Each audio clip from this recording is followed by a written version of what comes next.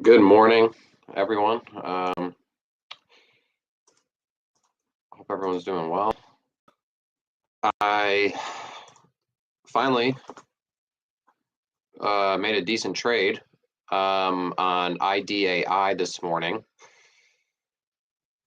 and it was really a bad trade, honestly, because of my entry, but I ended up getting lucky. So I literally am not practicing what I preached yesterday.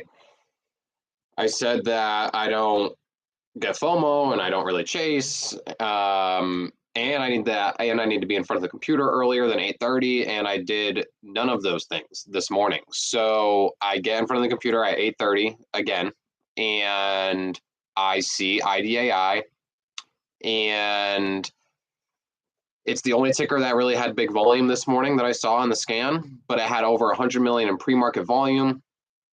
It looked good on dilution tracker, low overhead supply, and it was around kind of 20% away from pre-market high at support. So it checked all the boxes, but I was late. So when I got in front of the computer at 8:30, right, I'm not really immediately locked in, right? So I'm kind of just getting my bearings, and the play is happening directly at 8:30.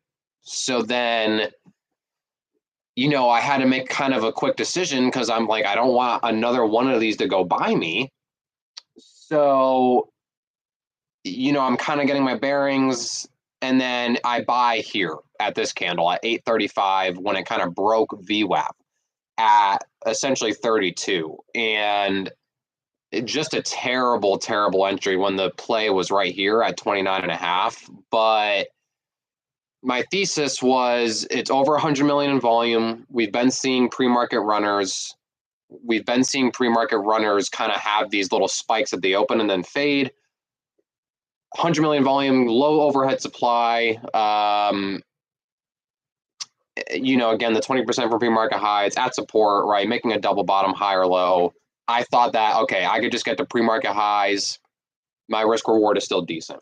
That was kind of my thesis. So then it immediately falls. I'm already kind of getting upset. But I wasn't really going to use VWAP as my risk. I was kind of on the fence of using this VWAP as my risk. I was probably going to do something around here. Just because my entry was bad doesn't mean that the play changes. So I felt like a more appropriate risk was right around here. Luckily, it didn't fall below VWAP, but it was getting real kind of dicey. I wasn't sure what was happening. And then it pushed a little bit here, but then came back down. And then I eventually sold like right here, 35.1. So I really should have used 36 or 37, but there was just kind of this little hesitation here around the 35 area. And the entry was bad. That's kind of my whole point of this video, was like my entry was bad that I just really wanted to get out. Even though I'm a little surprised about this second extension here. I'm not surprised at all seeing this first one. That's what we've been seeing. We've been seeing these kind of plays start in pre-market. They have a nice little spike at the open, and then they fall, right? And that's kind of what's happening now. Another thing that was kind of worrying me was that it was the only ticker that was really on the scan with big volume.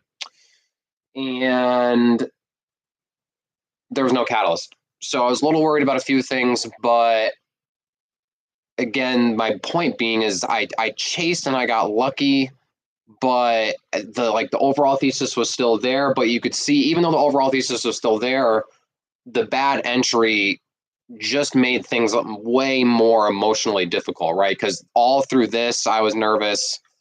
And then I just sold super quickly here just to lock in profits, right? Because the entry was bad, right? So nonetheless, I'm happy I pulled the trigger. I'm happy that we've been seeing these and I finally capitalized on that. So I only made like 7% overall. Oh, because I lied. I sold some into this push.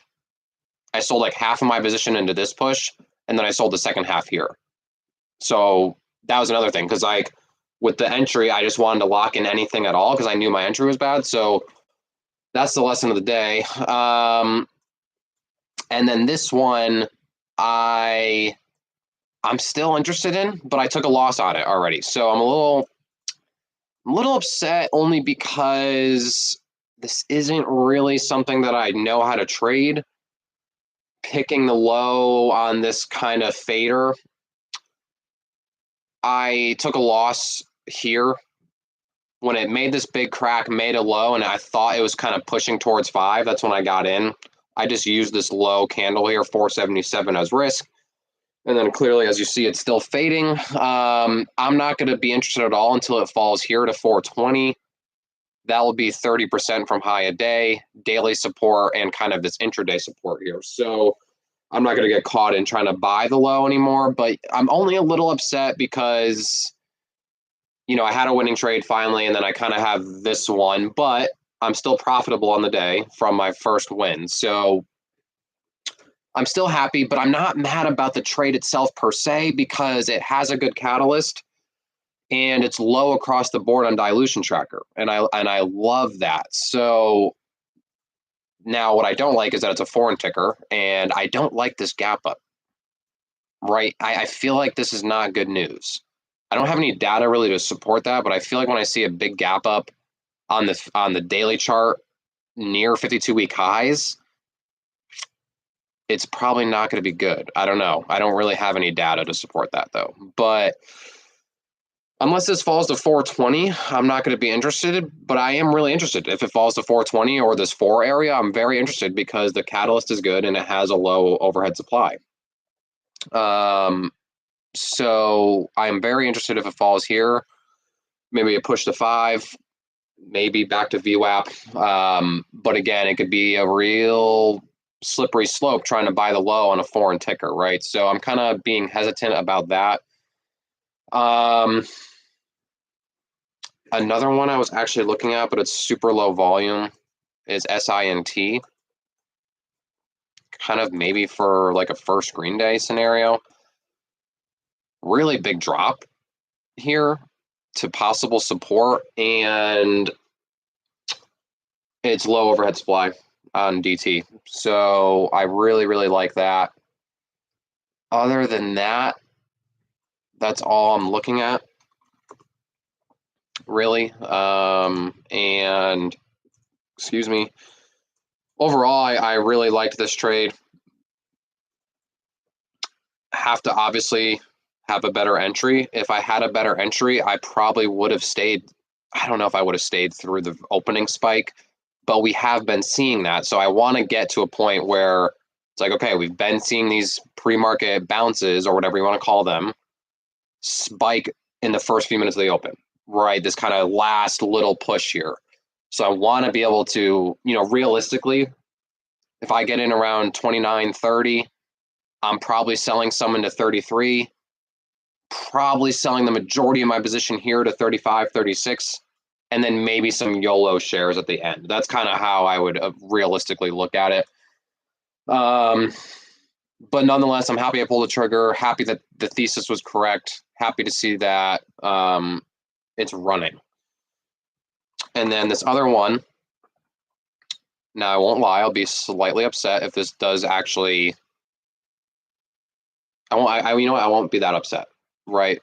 If this pushes the VWAP right this second, I know that maybe my thesis was okay, but trying to pick a low on something like this is hard and nearly impossible. So even if this does push, I don't even think I would consider this as maybe something to look for next time. I need this to fall to 420. That's my only option. Even then, I'm a little nervous. This could just fade all day on a day that, again, we're not really seeing that much, right? We're not seeing that much. And yeah, it makes me a little nervous. And these foreign tickers, man, I have a hard time with these foreign tickers. Something that I'm kind of considering with foreign tickers is only playing them if they're in play. Like literally, I don't care about anything else unless they're in play. I'm kind of on the fence about playing them. That's kind of like I have a lot of my losses are from foreign tickers. So that's just kind of something that's in the back of my head. But yeah, that's all I got. Really happy about the first trade. A little upset about the second one, but I'm still very interested in it. And that is it.